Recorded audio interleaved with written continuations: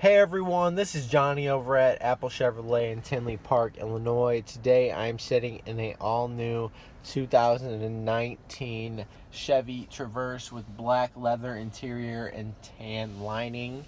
But I just want to do a quick how-to on these buttons down here. So the button that's lit up right now, this is basically for the winter time, for the ice and the snow.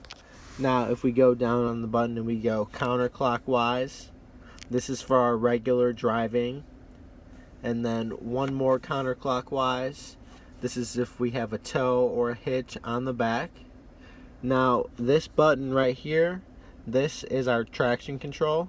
We can turn it off. As you can see, it's off right there.